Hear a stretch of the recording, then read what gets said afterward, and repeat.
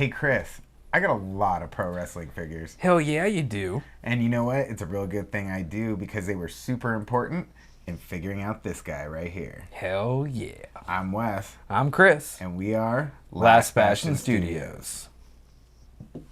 So, Chris, let's talk pro wrestling toys. Oh yeah. I was a huge nut for pro wrestling toys, and believe it or not, a bunch of these are directly from my childhood.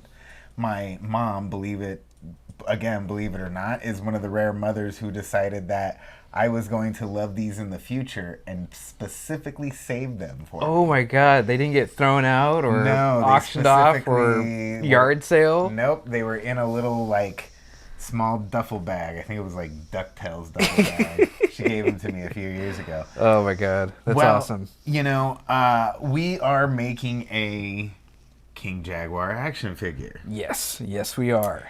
And all of this was a huge influence on what we put into this figure and everything else. Mm-hmm. And I definitely want to just talk a few specifics on some of these. Now, these Hasbro WWF figures right here, these guys were my main jam in childhood.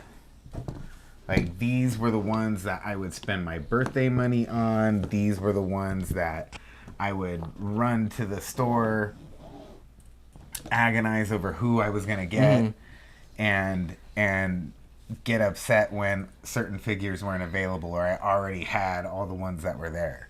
So, Randy is my prized possession, even though Ultimate Warrior is my favorite wrestler. Yeah, for at the sure. time. You're a big Maniacs guy. But in general, I really, really, really wanted to embody these figures in this King Jaguar.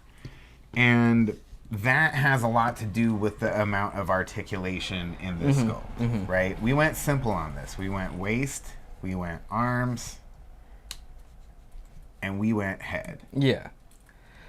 And a lot of these characters and the sculpts, you know, they relied heavily on the actual sculpt and nothing short of, actually almost none of them are symmetrical.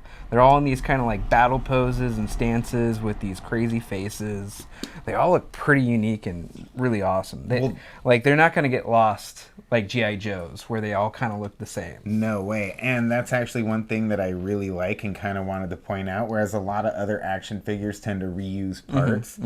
Pro wrestling figures don't really do that. A lot of these guys are so unique and their body shapes are so unique that to replicate them in a figure, you kind of have to stay with some of those unique sculpts. Oh, yeah. You can see in some of these later figures they do things a little different, you know, but we'll get to those in a bit. So for me, I really got a ton of enjoyment out of these. I love the action component of them as a kid. But, you know, we're not putting an action component in this Sofubi one, but that's okay. I still like this very simple twist at the waist, twist at the arms, and twist at the head. Yeah, it keeps it classic. You're not taking away from the sculpt, and the focus is the figure itself, not necessarily the playability. Exactly. I'm also a real big fan of the boots and the laces right here, which we specifically have on all of these pro wrestling figures from when I was a kid. Every one of them has like a unique boot set. Like right here you can see that there's buckles. Obviously Randy and Hogan have a different sort of lace set. Even Jake does, and you know, different from Rowdy and everybody else. Yeah. But the laces were on the boots were actually something that was really important to me. And I also really love these details on the belt. Now, hats off to designer Thiago Silva, cover artist of Luchador, who surprised us with this wrestling outfit. Oh yeah, that was super killer. Like when those turns came in, I was like, holy shit, this is going to be an awesome looking figure. Well, it was, we had originally asked a couple people to do turns of King Jaguar in his business suit for an action figure. And Tiago still gave us that. But he also surprised us. He said, hey, I got a proposition for you. Just check this out. See if you like it. immediately we loved it Yeah. and decided that that was the figure we wanted to go with. Yes. One of the really cool things I really love is the details that he put into the belt. We got the Jaguar face and the diamonds that are replicated in King Jaguar's mask all the way around. You know, I think he did a real great job with that little detail right there and really sort of tying in the sort of mythos of the figure right back to the mask. So really love that aspect of it. And I feel like all of these guys, they sort of had that in their personality, and they translated that right over into the figures as well. Oh yeah, I mean, Mr. Piper alone. Like, You got his kilt. He's got his kilt. He's got his like heavy metal, heavy rocker T-shirt, band T-shirt that he's got, and his big long boots. I mean, the guy is a character unto himself. Randy with the classic orange shorts and the stars. Yes. Jake with the snakes on his pants. You know, they did a real good job of calling these things out. Yeah. Now, another thing that I sort of found while looking and researching all these figures that I think is kind of funny is in these newer versions of the figures, which I don't like nearly as much. When you just sort of stack it up against like Randy, there's a very sort of fake plasticky quality to it. I don't know. I mean, this looks much more realistic to me than this does, even as cartoonish as this is. Oh yeah, I mean, through the eras of toys that you see, the material changes over the years, they're quite apparent. Like a lot more going to more injection plastics instead of injection rubbers. There's going to be a lot more harder plastics being used these days because, if you look at these toys that you have that you've managed to save for all these years, they're actually in relatively good condition. Thanks, for Mom. for the amount of play that they've had. But like, Mom. A lot of these newer action figures, especially like the Mattel and Hasbro, like those lines, they're like, especially like this guy right here, like the sculpt isn't going to wear away. Like this material is like, unless you burn it or take a drill to it, like playing around with this thing, it's not going to have a lot of wear and tear. Well, see, and that's another thing that's really interesting about this is this figure as, that's the movement in most action figures these days is as much articulation as possible. This thing has got crazy articulation. There's the hands, the elbows, the arms, the knees, the foot, and you can do a lot of very fun poses and things with it. But I'm nostalgic for this much more simple, not a lot of, crazy movement.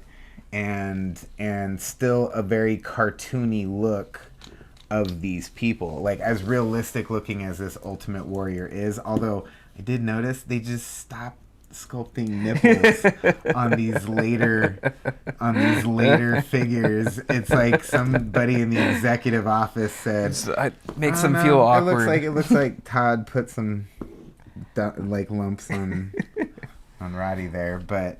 Randy's got his nipples quite prominent there. Like all these other figures have nipples. I mean, that was the main art direction note that I got from a lot of people, especially our buddy Neil Ewing. Put some nips on there, bro.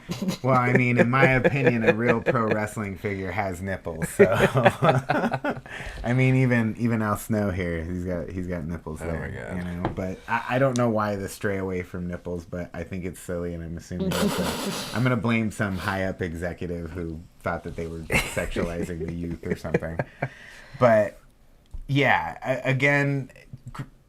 Great. I love my pro wrestling figures. They're fun. They all have sort of a different purpose, and these guys as well. These El Santo figures that I got from the official El Santo store in Mexico City. Hijo del Santo, I should say.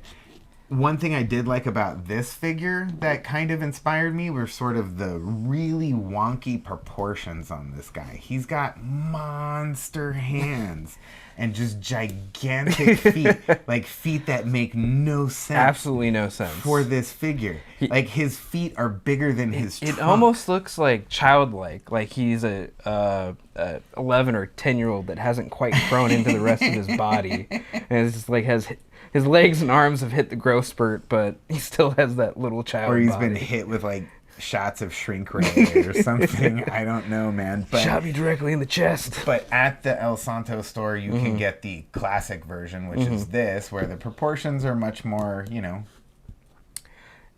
correct, I guess you will say.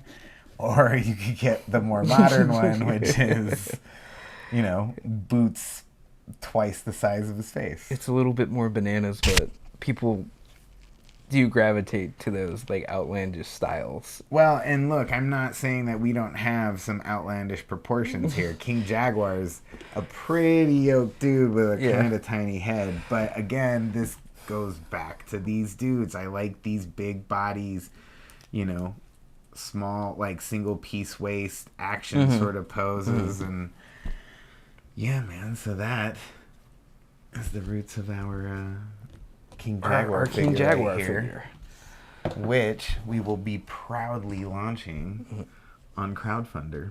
Hell yeah! On June 21st. Check this guy out. Get his back. Get his back. Get those boot lines. Get everything else.